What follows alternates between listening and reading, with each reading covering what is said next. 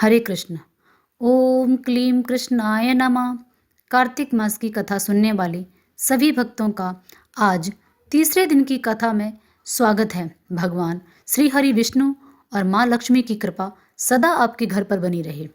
आज आप सुनने जा रहे हैं कार्तिक महात्म का तीसरा दिन, जिसमें आप सुनेंगे ब्रह्मा जी द्वारा कार्तिक व्रत का पालन करने वालों के लिए जो नियम बताए गए हैं उनको हम आज जानेंगे।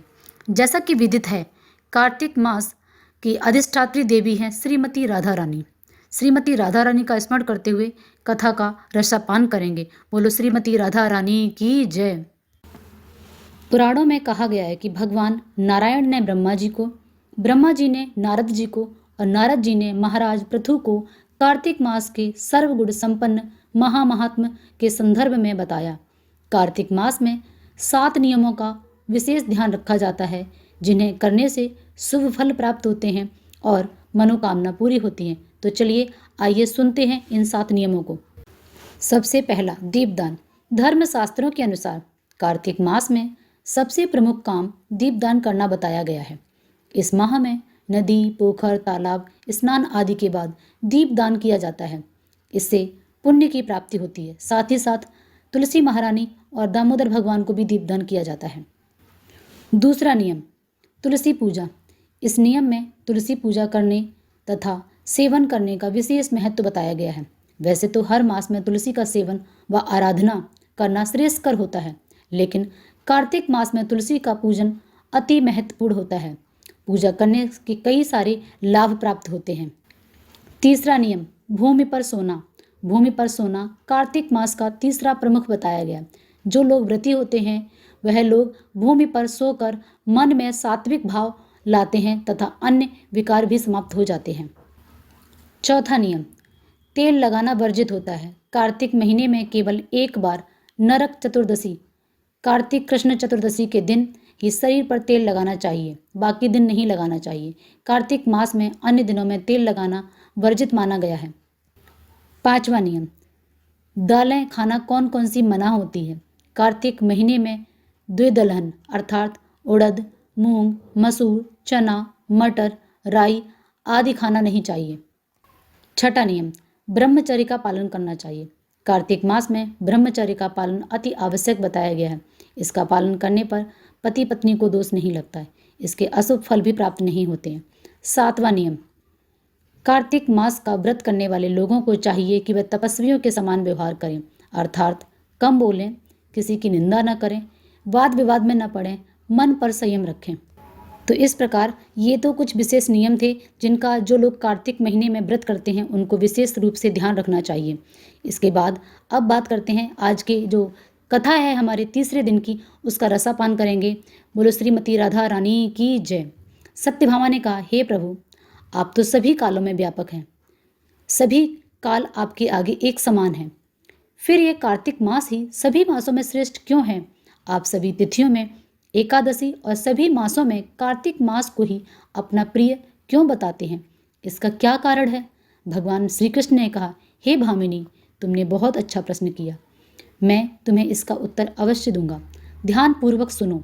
इसी प्रकार एक बार महाराज बेन के पुत्र राजा पृथु ने प्रश्न के उत्तर में देवर्षि नारद से प्रश्न किया था और जिसका उत्तर देते हुए नारद जी ने उसे कार्तिक मास की महिमा बताते हुए कहा, हे राजन, एक समय शंख नाम का एक राक्षस बहुत बलवान एवं अत्याचारी हो गया था। उसके अत्याचारों से तीनों लोकों में त्राही त्राही मच गई। उस शंखासुर ने स्वर्ग में निवास करने वाले देवताओं पर विजय प्राप्त कर इंद्रादि देवताओं एवं लोकपालों को अधिकारों को छीन लिया। उससे भयभीत होकर समस्त देवता अपने परिवार के सदस्यों के साथ सुमेरु पर्वत की गुफाओं में बहुत दिनों तक छिपे रहे। तत्पश्चात वे निश्चित होकर सुमेरु पर्वत की गुफा में ही रहने लगे। उधर जब शंखासुर को इस बात का पता चला कि देवता आनंद पूर्वक सुमेरु पर्वत की गुफा में निवास कर रहे हैं, तो उसने सोचा कि ऐसी कोई दिव्य शक्ति अवश्य है जिसके प्रभाव से अधिकारहीन यह देवता अभी भी बलवान है। सोचते सोचते वह इस निर्णय पर पहुंचा कि वेद मंत्रों के बल के कारण ही देवता बलवान हो रहे हैं। यदि इनसे वेद मंत्र छीन लिए जाएं तो बलहीन हो जाएंगे। ऐसा सोचकर शंखासुर ब्रह्मा जी के सत्यलोक से शीघ्र ही वेदों को हर लाया। उसके द्वारा ले जाए जाते हुए वेद भय से उसके चुंगल से निकल भागे और जल में जाकर समा गए।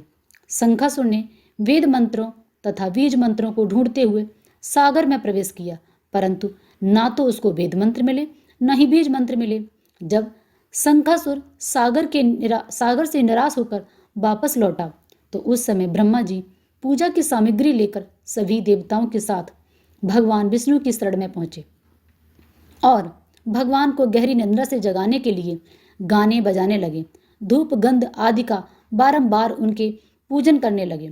धूप दीप नैवेद्य आदि अर्पित किए जाने पर भगवान की निद्रा टूट गई और वह देवताओं सहित ब्रह्मा जी को अपना पूजन करते हुए देखकर बहुत प्रसन्न हुए और कहने लगे, मैं आप लोगों के इस कीर्तन मंगलाचरण से बहुत प्रसन्न हूँ।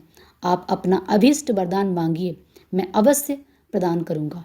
जो मनुष्य अश्विन शुक्ल की एकादशी से देवोत्थान एकादशी तक ब्रह्म मुहूर्त में उठकर मेरी पूजा करेंगे, उन्हें तुम्हारी ही भांति मेरे प्रसन्न होने के कारण सुख की प्राप्ति होगी। आप लोग जो पाद्य अर्थ आचमन और जल आदि सामग्री मेरे लिए आए हैं, वे अत्यंत गुणों वाली होकर आपका कल्याण करेंगे।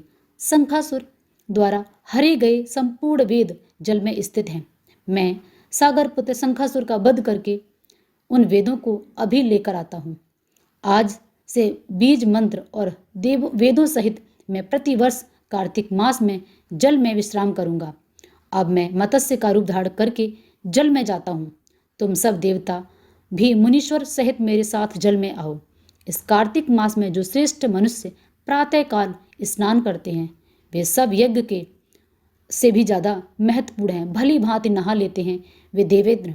कार्तिक मास में व्रत करने वालों को सब प्रकार से धन पुत्र पुत्री आदि देते रहना और उनकी सभी आपत्तियों से रक्षा करना। हे धनपति कुबेर, मेरी आज्ञा से के अनुसार तुम उनके धन धान्य में वृद्धि करना, क्योंकि इस प्रकार का आचरण करने वाला मनुष्य मेरा रूप धारण करके भी जीवन मुक्त हो जाता है। जो मनुष्य जन्म से लेकर मृत्यु पर्यंत तक विधि पूर्वक इस उत्तम व्रत को करता है, वह आप लोगों का पूजनीय हो जाएगा। कार्तिक शुक्ल पक्ष की एकादशी तिथि को तुम लोगों ने मुझे जगाया, इसलिए यह तिथि मेरे लिए अत्यंत प्रदायनी है और माननीय है। हे देवताओं, ये दोनों व्रत नियम पूर्वक करने से मनुष्य मेरा सानिध्य प्राप्त कर लेते हैं। इन व्रतों को करने से जो फल मिलता है वह अन्य किसी व्रत से नहीं मिलता। अतः प्रत्येक मनुष्य को सुखी और निरोगी रहने के लिए कार्तिक महात्मा का एकादशी की कथा सुनते रहना चाहिए और नियम पूर्वक उनका पालन करना चाहिए।